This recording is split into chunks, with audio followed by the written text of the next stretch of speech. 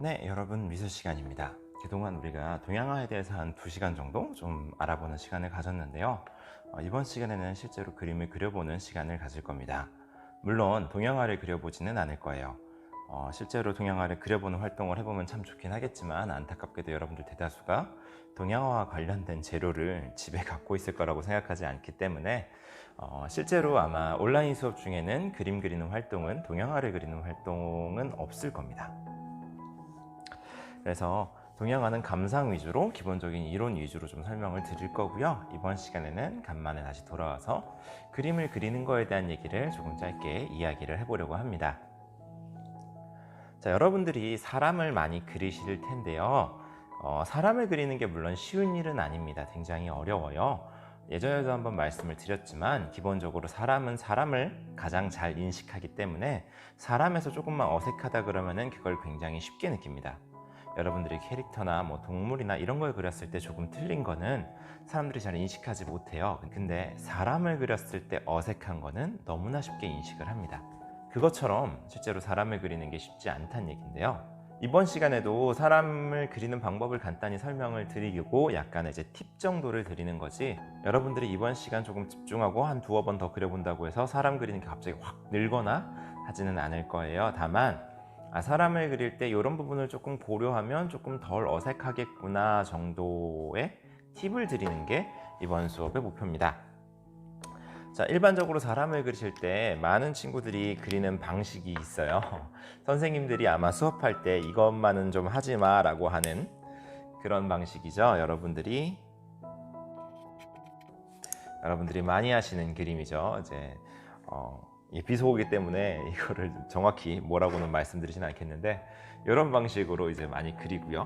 뭐 조금 더 선생님이 좀 성의 있게 그려 뭐라고 한다 그러면은 여러분들이 그리시는 거는 요 정도겠죠. 사실 요 정도만 돼도 이제 선생님들은 어느 정도 그래, 성의는 있구나, 할 만큼은 했구나 라고 생각을 많이 하죠. 근데 이게 둘 다 누가 봐도 조금 어색하다라는 인식은 있으실 거예요. 이게 왜 그럴까요? 기본적으로 인체에 여러분들 몸을 보시면 아는데, 기본적으로 인간의 몸에 이제 어느 정도의 비례와 구조라는 게 있어요. 다시 한번 말씀드리지만, 이걸 제대로 공부하려면은 뭐 해부학을 배운다거나 아니면은 뭐 뼈, 이렇게 인간 골격 뭐 이런 것까지 배워야 되는데, 그 정도를 말씀드리는 건 절대 아니고요. 여러분들에게 말씀드리고자 하는 거는 기본적으로 사람이 가져야 될 것들에 대해서 어느 정도 생각을 해보라는 말씀입니다. 여러분들이 사람을 봤을 때, 일반적으로 사람을 봤을 때 이렇게 얼굴이 있을 겁니다. 실제로 얼굴을 잘 그리려면 타원형에 이런 거 있지만, 이건 그냥 생략하고 그냥 기본적인 것만 볼게요. 자, 그 다음에 있는 게 사람의 목이겠죠. 목이 들어갈 겁니다. 그쵸? 그 다음에 여러분들 이제 사람의 신체를 보시면 알겠지만, 가슴 부분이 있고요, 배 부분이 있습니다. 가슴 부분이 더 넓을까요? 배 부분이 더 넓을까요? 물론 이제 조금 체중이 많이 나가는 친구들은 배 부분이 더 넓을 수도 있겠지만, 기본적으로 사람은 가슴 부분이 배 부분보다는 조금 더 넓습니다. 그래서 보통 이제 역삼각형 얘기를 많이 하는데, 그 정도까지는 좀 아니고요. 그냥 간단하게 이제 그림으로 표시를 하자면은 요 정도가 이제 가슴이 될 거고, 요 정도가 배가 될 겁니다. 그죠? 그 다음에 사람의 팔을 보시면 알겠지만, 여기서 바로 팔이 이렇게 쭉 나오는 게 아니에요. 어깨라는 기관이 있어요. 그쵸? 여러분이 팔을 움직이시는 어깨가 있습니다. 그래서 어깨가 있을 것이고요.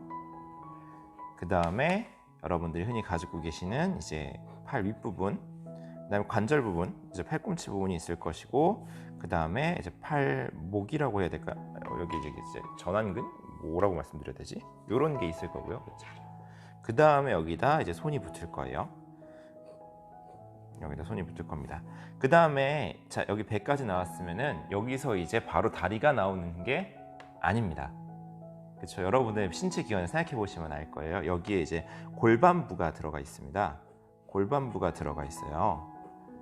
그 다음에 이 밑에 이제 다리가 나옵니다. 그리고 무릎이 있을 것이고 이제 다리 종아리 부분, 네, 종아리 부분이 있을 거고 다리가 나올 거예요.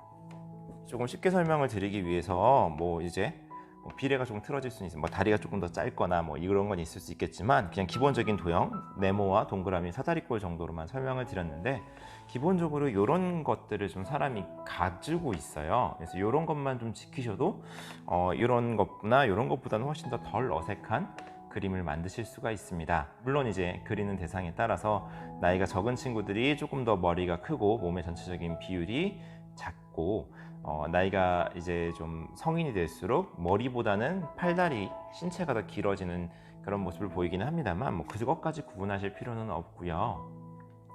자, 그래서 여러분들이 이거를 매번 그리라는 그런 말씀이 아니라 어느 정도 이제 이거 골격이 사람의 골격이 있구나라는 것만 좀 생각을 하시고 그림을 그리셔도 훨씬 더 그림이 조금 더 자연스러워져요. 사람을 그리는 건 특히나. 그래서 뭐 이렇게 매번 이렇게 하실 필요는 없고 선생님이 늘 밑그림 그리듯이 얼굴 이렇게 있고 어깨가 있구나. 그다음에 팔이 여기 이렇게 들어가겠구나. 발이 이렇게 들어가겠구나. 그다음에 골반이 있구나. 그다음에 여기 무릎과 이제 다리, 그러니까 다리, 발이 있겠구나. 손을 그리는 건 선생님이 1학기 때 한번 설명을 드렸던 게 있습니다. 그래서 그런 걸 보시면 되고요. 지금 이런 것처럼 간단하게 선면으로만 표현을 하고 그림을 그려도 이렇게 얼굴과 어깨가 바로 붙거나 아니면은 뭐 이렇게 뼈밖에 안 남는 이런 그림이 나오지 않을 거예요. 요거를 늘 말씀드리지만 밑그림으로 깔고 그림을 그리시면 훨씬 더 조금 자연스러운 사람을 그릴 수가 있겠죠. 다만 요거는 이제 사람의 전체적인 형태를 그리는 방법에 대한 설명을 드리는 거지 얼굴을 그리는 방법을 설명드리지는 않았어요. 얼굴을 그리는 거는 훨씬 더 어렵습니다. 왜냐하면 틀어지는 경우가 많기 때문에 아마 나중에 기회가 된다면은 얼굴의 기본적인 비례를 잡는 방법, 좀 팁 정도를 드릴 수는 있는데 여기서는 그 정도까지는 하지 않을 거고 일반적으로 사람의 뼈나 관절이 이렇게 붙어 있구나 이런 기본 동세가 있어야 기본 뼈대가 있어야 그릴 때 조금 더 자연스러워지는구나 라는 거를 아실 수가 있을 거예요.